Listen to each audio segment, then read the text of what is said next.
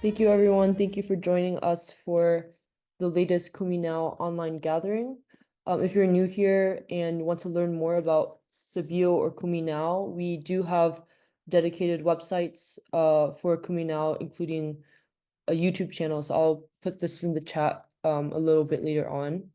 So our topic today will be more of a focus on Sabio's current work, which is solidarity delegations. And we have the honor today to be joined by Elle Jones, who was on one of our most recent delegations in January.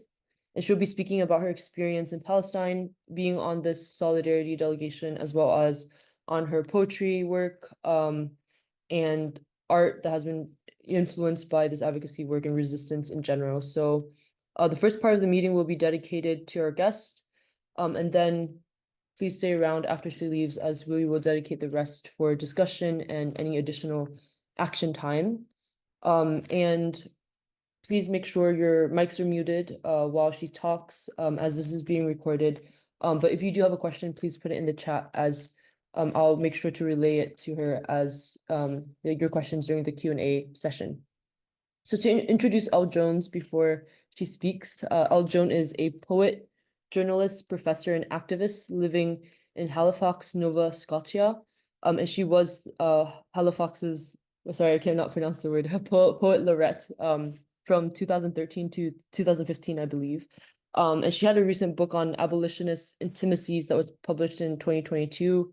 And yeah, she was just recently in the Sabio delegation in January, so she'll talk a little bit more about that. So Elle, thank you so much for joining us today, and we're so excited to hear from you. Thank you so much. Can everybody hear me? Okay, good. So I'm joining you from, as was said, Halifax, Nova Scotia, Canada, the unceded and unsurrendered territories of the Mi'kmaq people. So Mi'kmaqi, I'm in Jabuktuk.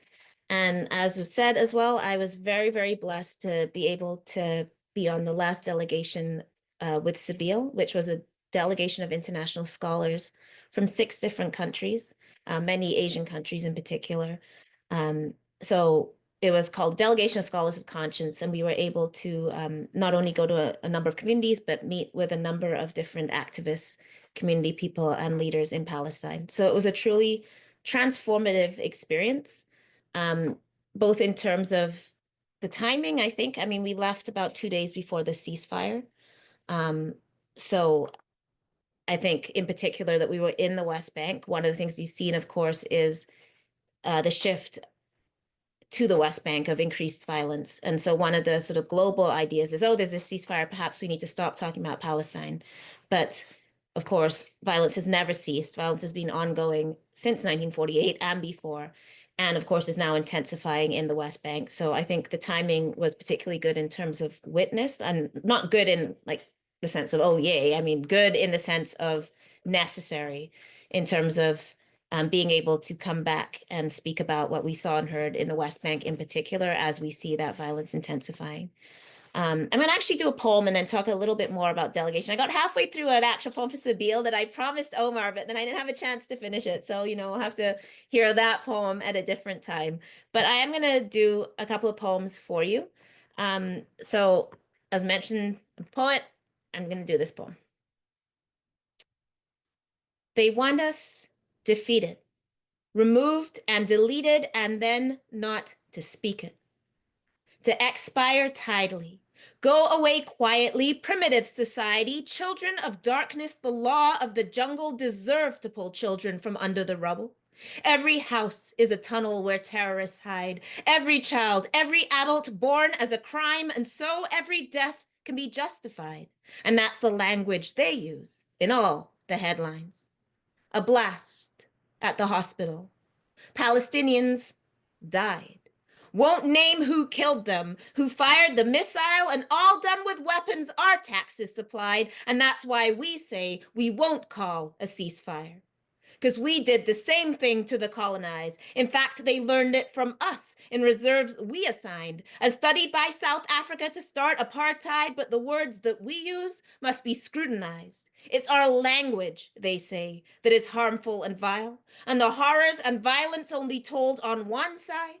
And so the oppressed must always qualify, can't speak their own lives, must condemn and apologize, held collectively guilty in the Western world's eyes, human animals, they said, and dehumanized. And it's not even hidden. It's all in plain sight. You can hear their own words on the news every night.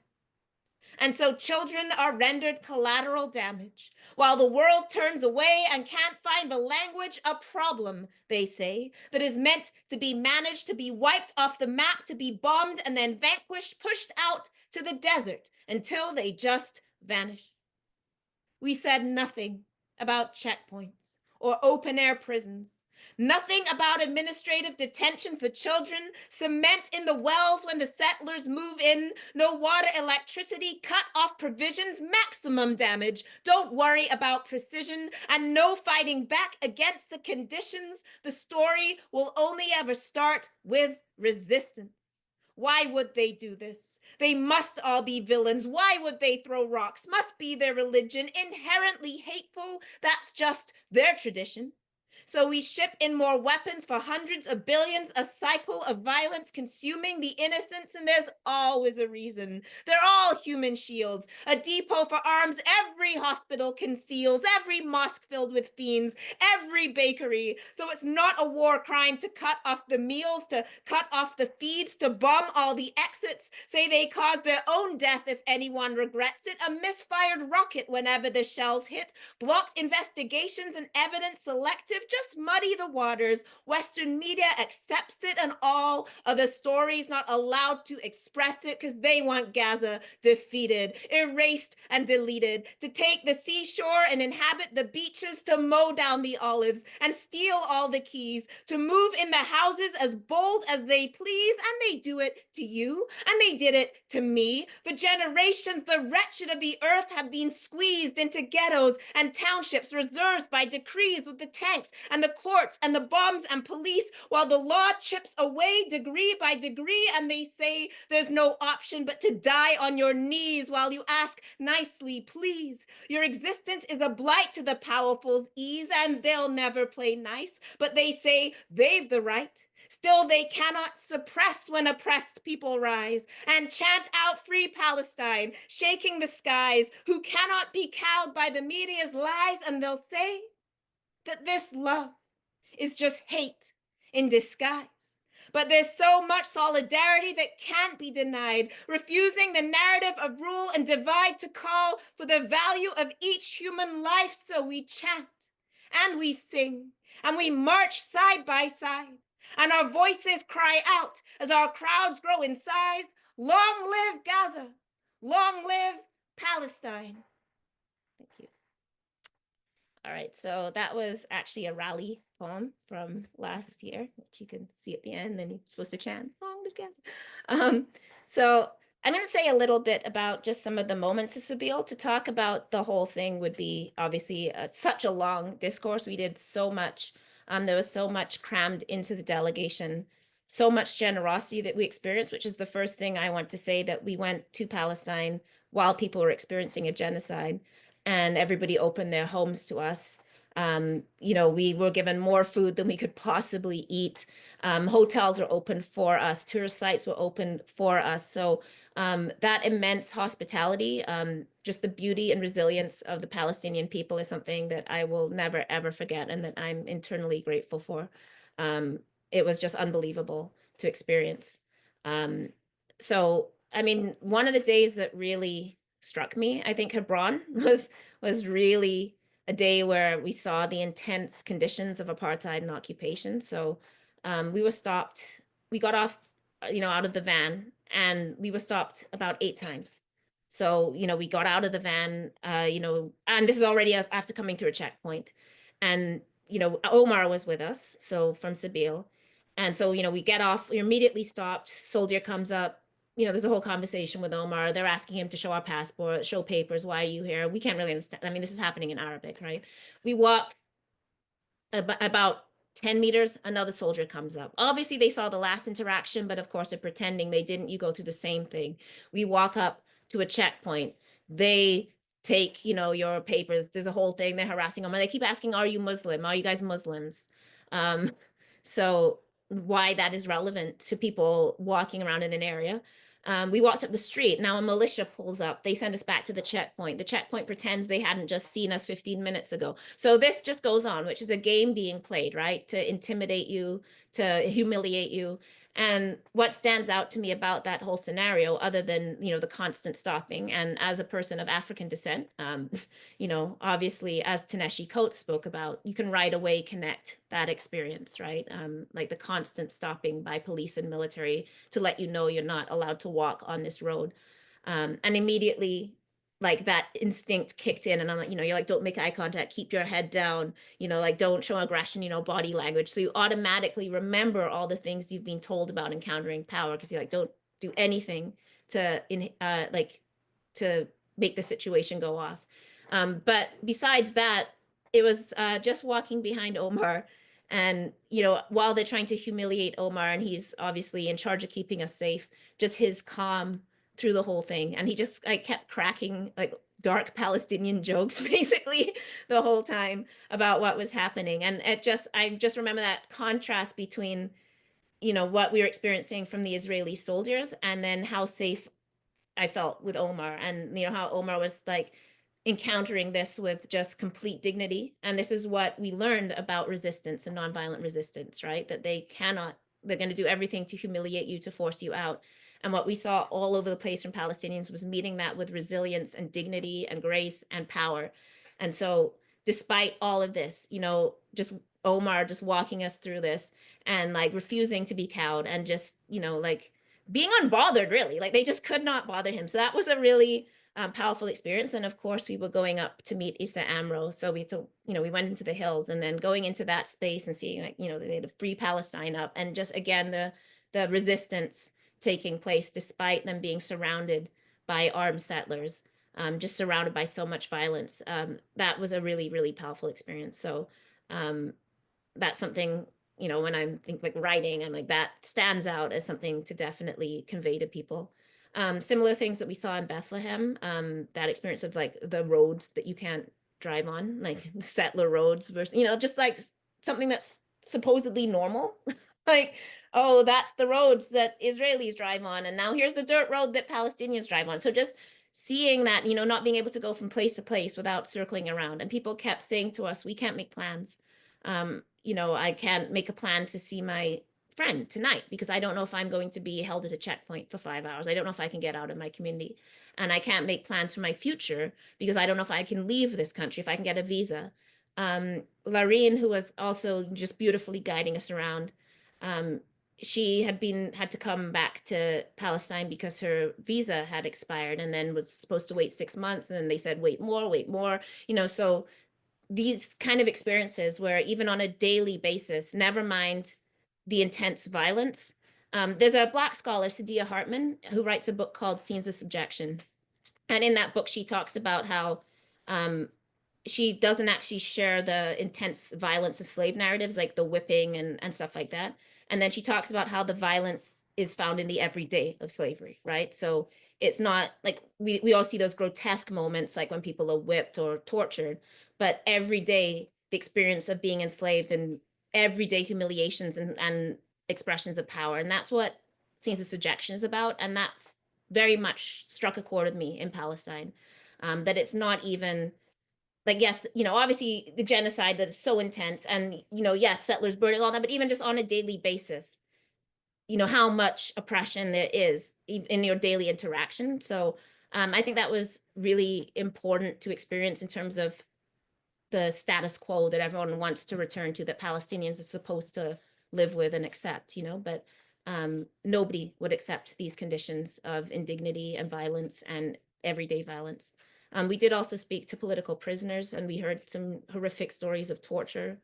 We spoke to Bedouin communities, um, and we saw, how the hillsides have been taken over. So now they're giving people sheep to pretend they're shepherds. So the Bedouin can't let their sheep out, and haven't let their sheep out for a year. And the sheep are dying. They can't graze. The Bedouin are going broke trying to feed the sheep. And when we went to the Biodiversity Institute, something powerful was said to us, which is that colonialism is not only dangerous to human diversity, it's dangerous to biodiversity and nature. And so you see that it's not just that people who live together for thousands of years of all ethnicities and backgrounds, and now an ethno-state has been imposed and it's supposed to be somehow just, that people will just live as second-class citizens, but it's also that, you know, when you come in and plant trees that don't belong in the environment, and so the soil is turned acidic and the local blooming fruits can't bloom, and you know, you've destroyed the desert and you're not sustaining biodiversity, and species that used to be able to live are not living. So just to see that totality of what the damage of settler colonialism does and that violence. So I mean, those are just some of my snapshots. Like I said, I could talk forever. Old Jerusalem, going to Al-Aqsa Mosque and seeing settlers come in with their heads bare and just being so disrespectful of that space. That was absolutely mind-blowing to me. I'd never seen anything like that. And then I don't want to leave it without saying just so much joy and resilience despite all of that. So seeing the street art, you know, going into Ida refugee camp, which after we left was raided, and hearing both about how, you know, the IDF tried to like turn the office into an interrogation center, but despite that, we were told, you know, we make every day more beautiful for the children. You know, like that, like just seeing that people building and drawing and the art everywhere and the poetry. I said, there's no place in the world where you go as a poet and you say, I'm a poet. And if you say that in North America, people are like, oh, how you make money doing that? You know what I mean? You say you're a poet in Palestine and people are like, oh, wow, a poet. Like there was immediate respect because of the respectful language and art and journalism. And, you know, so just to see that the beauty of that resilience and to see all the beautiful art that people make through oppression and the survival, and like it just really was transformative for me, and I'm so grateful. So if people are, you know, funding Seville or whatever, please continue to do so. They do such important work, just for us, but also for to learn more about organizing, to take that back into our communities. There's so many lessons I've taken about how to organize, you know, from the master organizers, which are Palestinians who've been organizing for 80 years against injustice.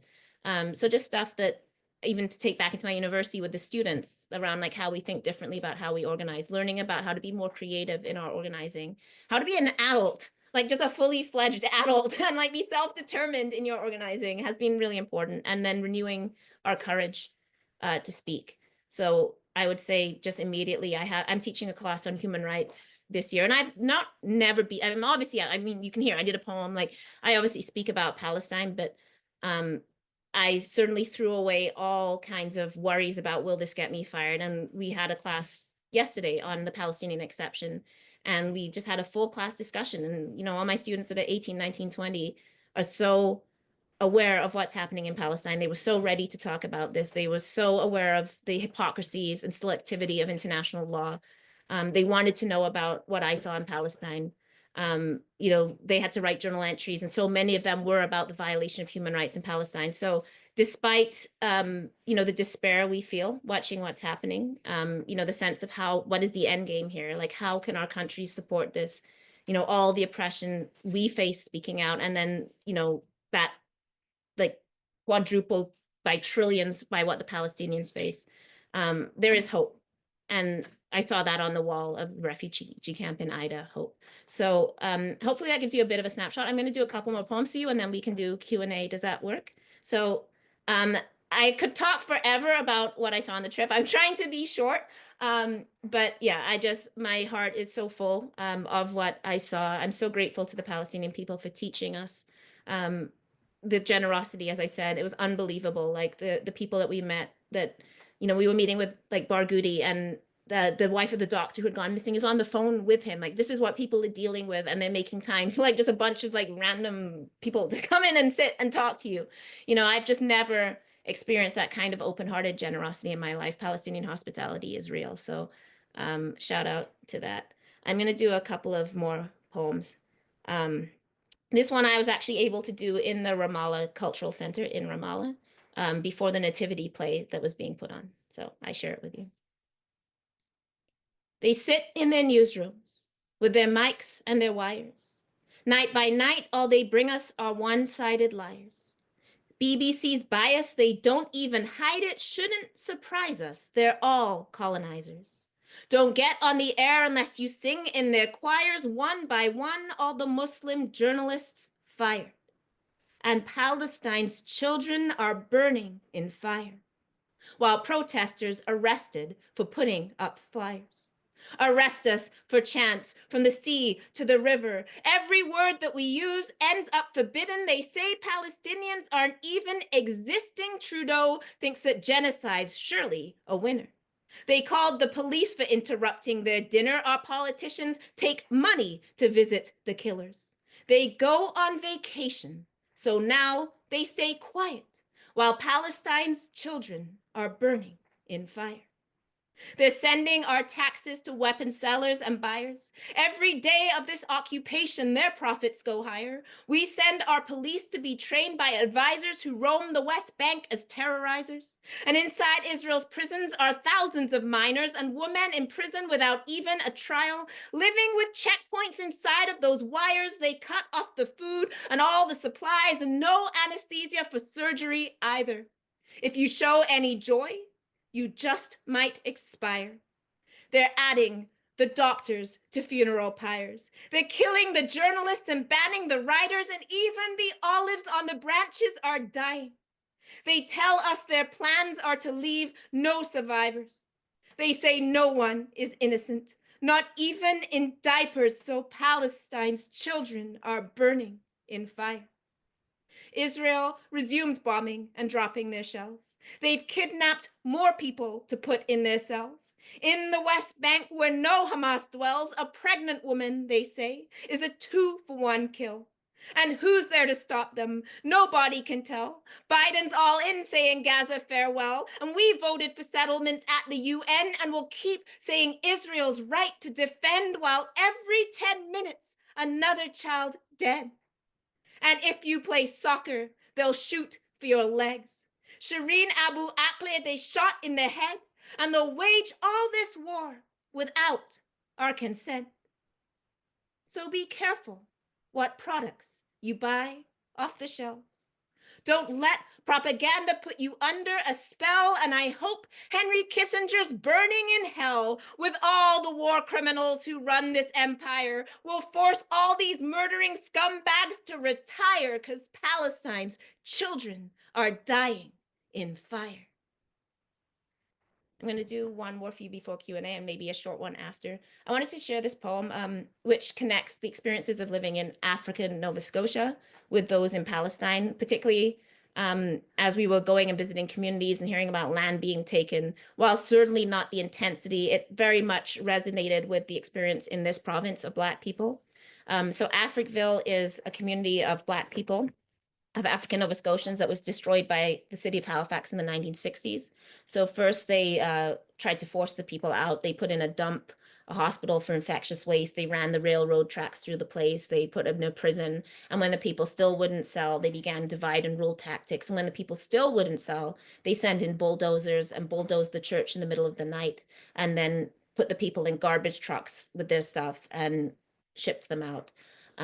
So in my province, holding on to the land in the communities is a very familiar story.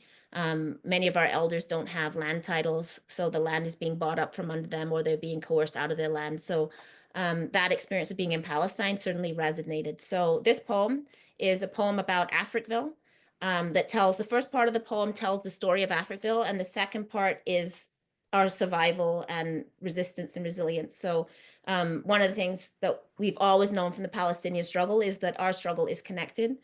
We're seeing a lot of nonsense now saying, like, why should Black people care about Palestine? We know that Palestinians and Black people have always been in solidarity or part of the same struggle. We know that struggle has been global. Palestinians showed us solidarity with George Floyd when we saw images of Eric Garner, I Can't Breathe, on the wall. The eyes of George Floyd were painting and so on. There was images of Malcolm X. People were so influenced by liberation theology and the Black struggle. So there was so much respect between our struggle. And so this poem I send out to all of us. My people, take heed how their plans do proceed. If you don't want Black people to breed, then you don't let them read. And when a people can't read, then they can't sign the deed. And then you can take whatever you need. Take their land with no fee. They don't have to agree. And you can just claim whatever you steal, or maybe a place for their pets to go pee. And they run round the park while Black people ain't free. If they build a place to pray, bulldoze it away. If they gather to learn, then let it all burn. Don't give them cash, dump your trash, and whatever they ask, tell them people like them just aren't up to the task. Don't give them jobs, let them rob, give them guns, watch the fun, watch their grandmothers sob, jail them all when you're done. Don't give them seeds, let them clean, deprivation's the key. Clean them out, screen them out, don't let them get a degree. Move in, build the condos, and force them to leave. And whatever they achieve, find a way to go thieve. They're not homes, they're just shacks. There's no home when you're Black. And through their backyards run the railroad tracks. Don't give them those services, though they pay tax. Make them walk behind you with a weight on their back. And when they die, put their bodies away in the back. Garbage trucks are good enough for their stuff when they pack. So don't let them relax. Let them work till they crack and crack down on them. Say that they pimp and sell crack. Relocate them by sewage and by the smokestacks. And when they become numbers and facts, tell them that's just the facts. They don't know why we won't die, but we're strong. We've survived with all that they've tried to rule and divide, to control and deprive, but they haven't succeeded. In fact, we just rise like a garden they've weeded, like a forest revised once the fires receded. They tell us we're inferior. We've never believed it. Judged by our skins and not our interiors, against the odds, plus with God, we are never defeated. With their greed, we've been cheated. Just look how we're treated. Slavery and Jim Crow, it's always repeated, and yet with our sweat, with our faith and our blood, if they don't pay the debt, they can't hold back the flood.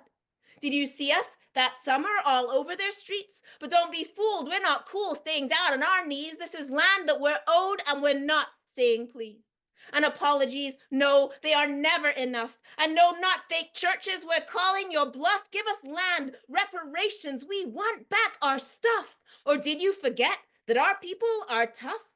And there's new generations and they're coming up. And do you see our elders, the looks on their faces? So don't play your games with your cash in suitcases, with your maps, where Black people, you try to erase us.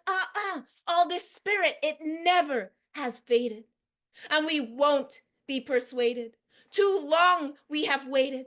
Justice won't be denied, even though you've delayed it. And maybe we marched it, or maybe we prayed it, but the arc of the universe always is weighted to justice, to freedom. It bends. We can make it. We've already come through the destruction and hatred. And I know their sundial don't catch the sun with the way it's positioned, but we all know what time it is. Don't get it twisted. And all they're afflicted, convicted, victimized, on assistance, kicked down. We're not how we're depicted.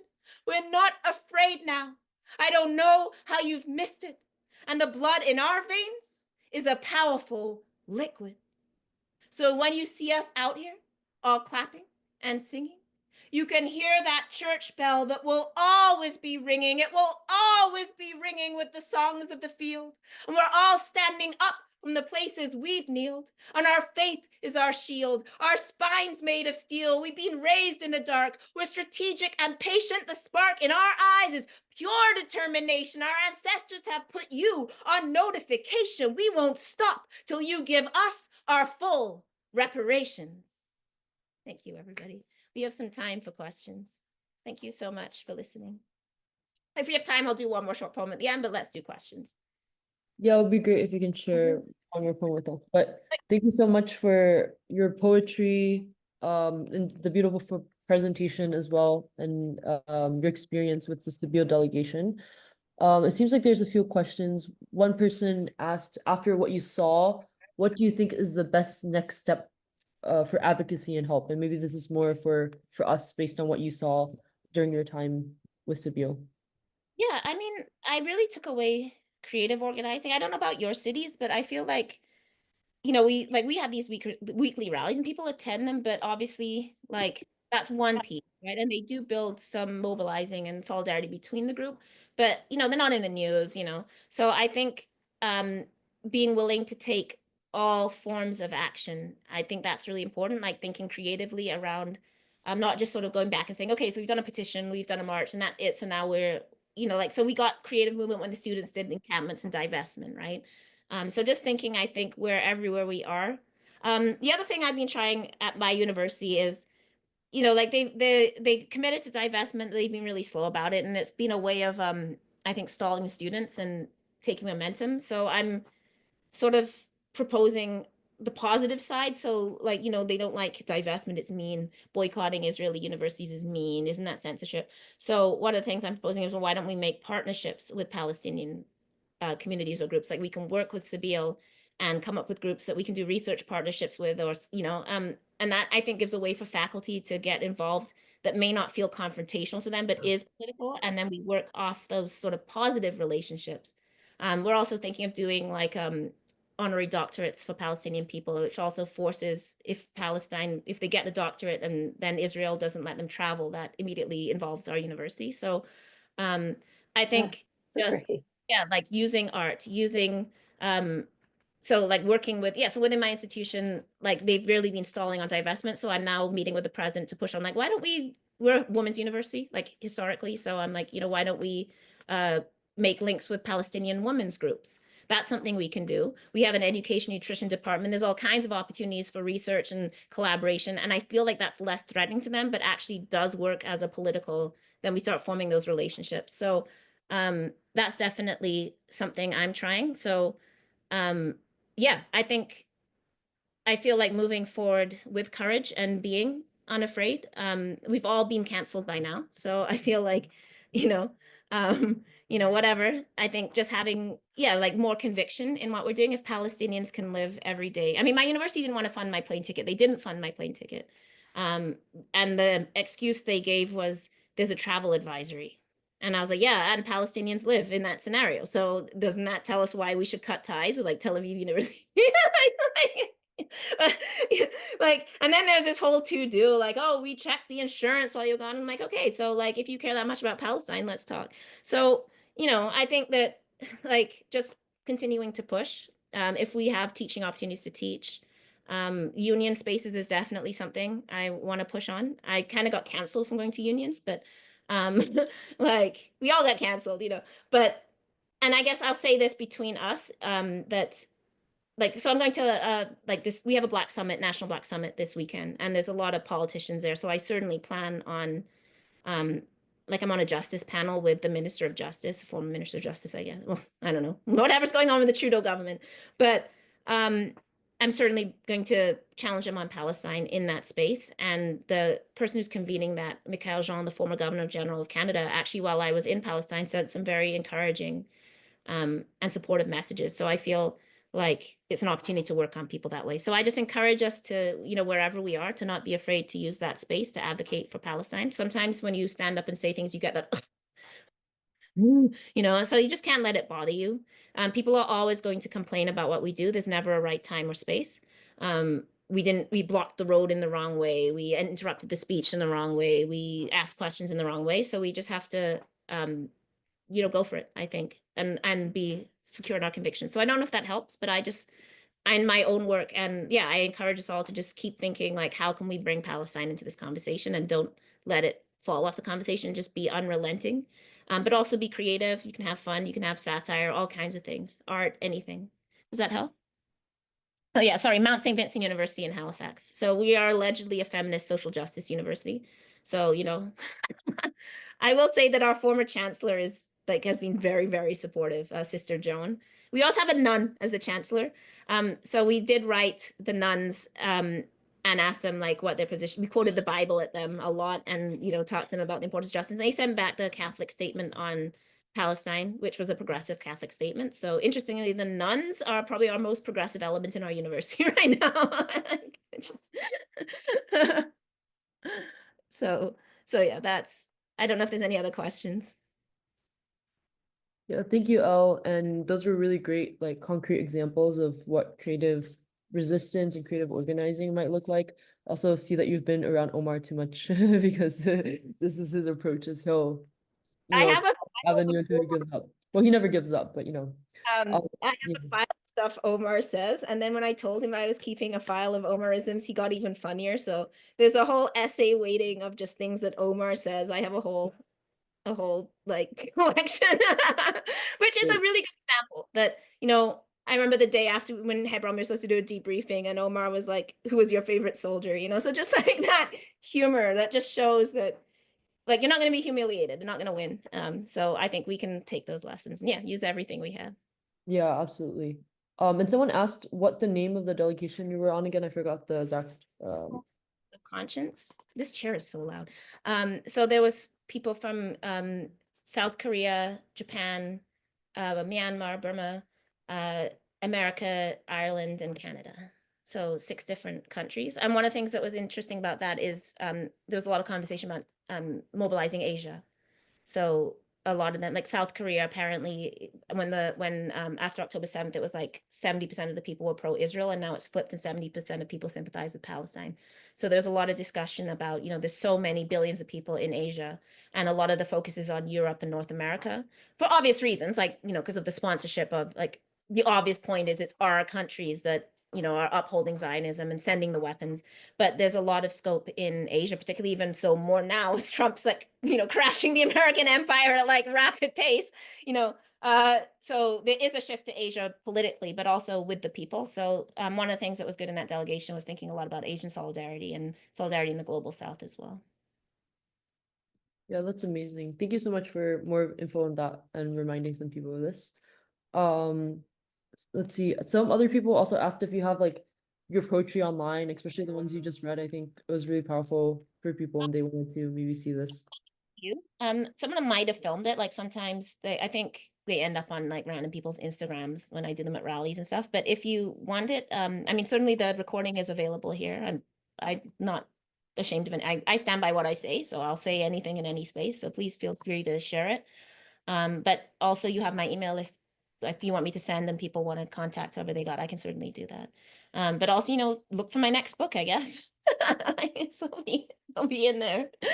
Yeah, that's great. And I can put your email down. I think you have a university email, right? So we can maybe use that one for people to contact you in case they want you for events or talk more or something. Yeah, I mean, one of the responsibilities coming from a delegation to Sabeel is to speak. So if anybody wants, in the whatever group, church group, organizing group, if you want to learn more or hear more about the West Bank, you can see some pictures and stuff. Certainly I'm happy to do that. Like, just let me know. Awesome, thank you.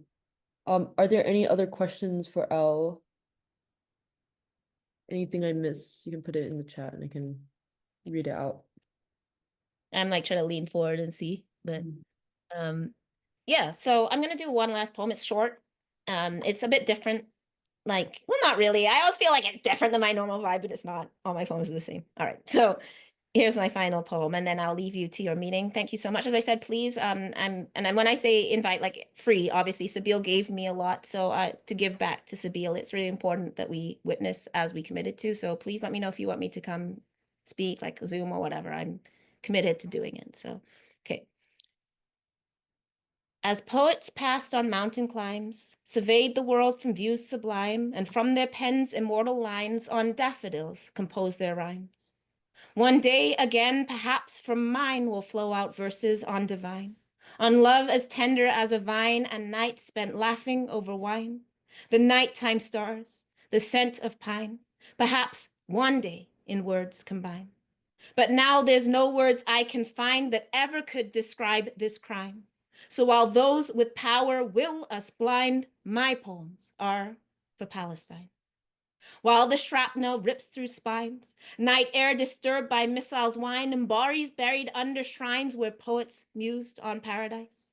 In rubble, where the sun can't shine, what words are there that can describe the broken body of a child? Once you've seen that, what can you write?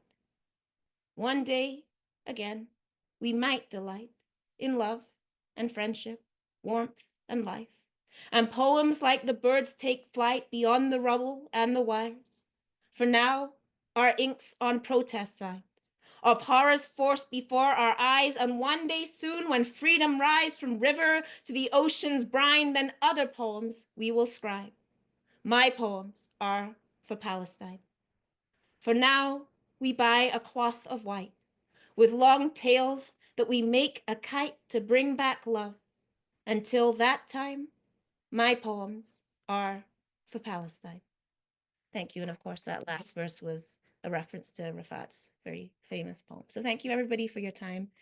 Please let me know. I'm going to turn off my camera eventually and read the chat through because I can't read it when I'm sitting back. Thank you, everybody. Thank you for the space. And yeah, blessings and peace to you all. Thank you. Thank you all so much for your witness and for your poetry. We'll have the next 20 or so minutes be an open discussion for Kumi action or anything else that you guys need. So we'll just leave it for that, and feel free to unmute and speak. So we'll have that.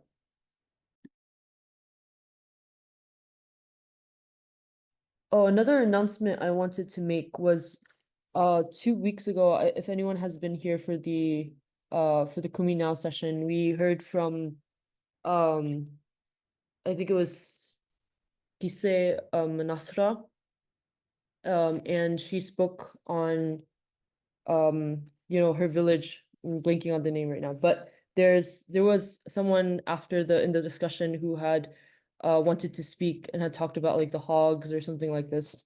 And we found out after the session that she's a settler, so we don't want, if she reached out to you saying anything, inviting you to things, we just say that this is not from Sabeel. And if you want to visit any place, like if you're going to Palestine and want to visit, it's better to contact us and we can give recommendations. So I just wanted to let you guys know that that was the case. So it's better just contact us directly if there's any place you want to visit, or human rights activists you want to meet. So Sabeel can organize that, and we're the one organization with a lot of contacts in Palestine, so we can do that.